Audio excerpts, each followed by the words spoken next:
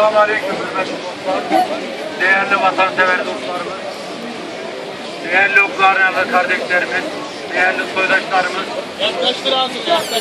Burada bu kutsal Kırım davasına desteklerinizi esirgemediğiniz için milletimiz adına sizlere minnettarız. Antalya Kırım Türkleri platformu olarak hoş geldiniz diyoruz. Kırım Tatar Milli Hareketi'ne gönül verip bu uğurda can veren şehitlerimiz 18 Mayıs 1944 sürgünlüğünde, soykırımda hayatlarını kaybeden şehitlerimiz, soydaşlarımız ve Türkiye Cumhuriyeti'nin kuruluşunda emeği geçen Ulu Önder Atatürk ve silah arkadaşlarımız için ve bütün Türk dünyasında hayatını bu uğurda kaybetmiş aziz şehitlerimiz için bir dakikalık saygı duruşu lütfen. Başlayalım.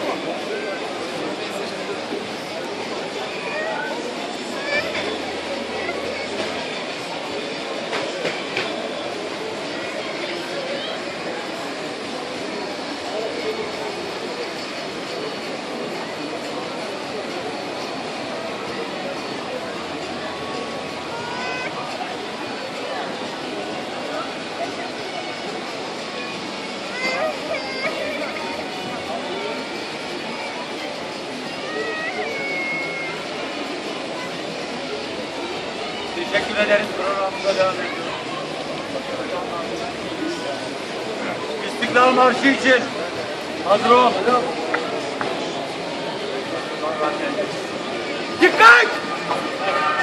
Korkmaz sönmez bu şafak, varla yüzemez sancak, sönmeden yurdu üstüne gider soracak o be.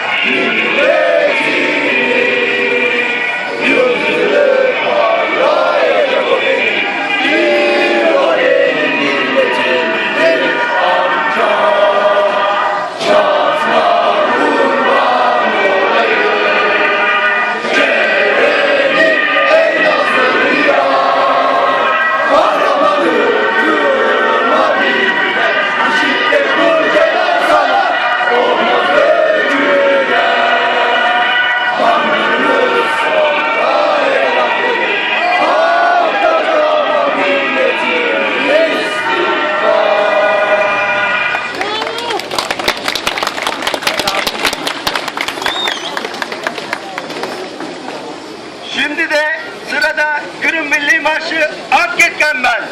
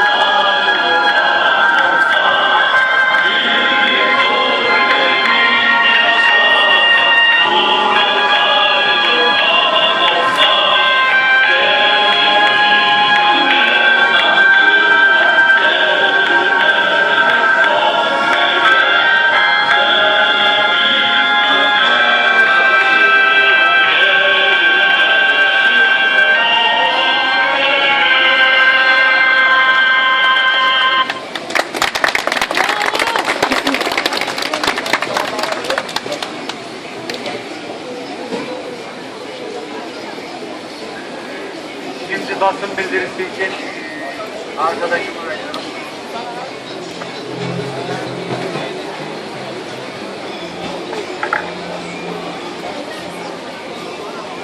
Kırım Tatar Türklerinin ana vatanları olan Kırım sadece günümüzde değil, geçmişte de aynı vaziyetleri yaşamıştı.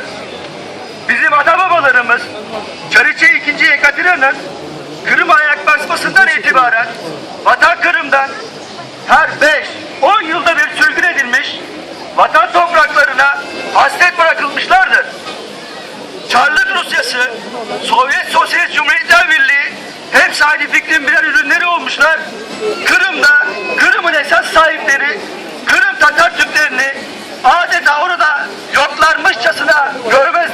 edilmişlerdir. 1918 yılında Kırım Halk Cumhuriyeti Cumhurbaşkanı ve Kırım, Polonya, Litvanya ve Belarus müftüsü aynı zamanda Kırım Milli Marşı Ad Etkenmen'in şairi Doğma Çelebi Cihan kurşuna dizilerek şehit edilmiş ve cesedi Karadeniz'e atılmıştır. 1932 yılında dünyada Holodomor katliamı olarak bilinen katil Stalin politikaları sonucunda 8 milyona yakın Ukraynalı kardeşlerimiz açlıktan ölerek hayatlarını kaybetmişlerdir. 1938 yılında bütün Kırım Tatar Türk aydınları kurşuna dizilmişlerdir. 1944 senesinde katil Stalin tarafından 17 Mayıs'ı 18 Mayıs'a bağlayan gecede soydaşlarımıza vatanlarını terk etmeleri için sadece 15 dakika verilerek bir gecede topyekün olarak hayvan vagonlarına doldurulup Vatan Kırım'dan Ural'a, Sibirya'ya ve Özbekistan'a sürgün edilmişlerdir. Bu sürgün sırasında halkın %46'sı yaşamını yitirmiştir. Bu bir soykırım değil de nedir? Zafere giden yolda bir çocuğun burnu bile kanasa bu alınmış bir zafer değildir diyen liderimiz Mustafa Abdülcemil Kırımoğlu önderliğinde milletleşlerimizin bir kısmı Kırım'a tekrar dönmüşler ve Kırım'ı tekrar vatandaştırma çabası içinde olmuşlardır. Kırım Tatar Türklerin mücadelelerini her zaman demokratik yollarıyla aramışlardır. Kırım'da %12 oranında bir nüfus ile vatanlarına adeta var olma mücadelesi veren soydaşlarımızın geçmişte başlarına gelen kara günler günümüzde de tekrarlanmaktadır. 27 Şubat 2014 tarihinde Rusya askeri birlikleri işgale başladı. İşgal hala devam ediyor. İlk olarak Kırım Muhtar Cemiyeti'nin parlamento binası basılarak parlamentonun bir kısmında silahların gölgesi altında oturum yaptırılıp Kırım'ın önüne gelen Rus şövalyeslerinden birinin başkanlığında ve tamamen Ruslardan oluşan sözde bir Kırım hükümeti kurduruldu. Yarımada'da tamamen uygunsuz şekilde Ukrayna'nın kanunları çiğnenerek referandum kararı alındı. Parlamentonun yanı sıra havalimanı, radyo televizyon kurumu, hatta elektrik şebekeleri bile Rus askerlerince işgal edildi. Vatanımızı işgal eden bu güçlerin Kırım Tatar milli kurumlarını da hedef almaları söz konusudur. Kırım Tatar mezarlarında milletleşlerimizin nöbet tutup mezarlarını bile işgalcilerden koruması durumun ne derece vahim olduğunu gözler önüne sermektedir.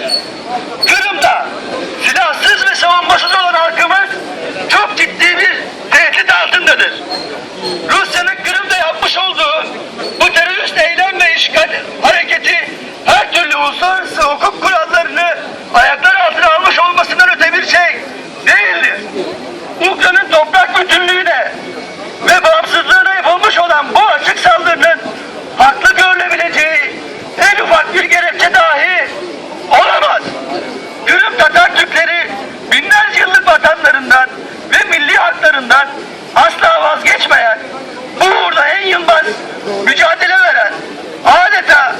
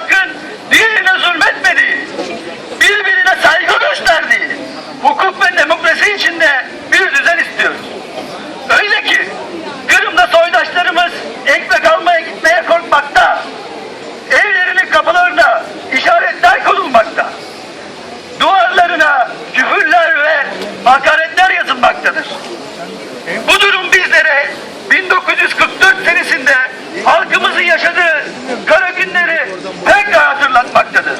Allah bize bir daha böyle günler yaşatmasın. Kaldı ki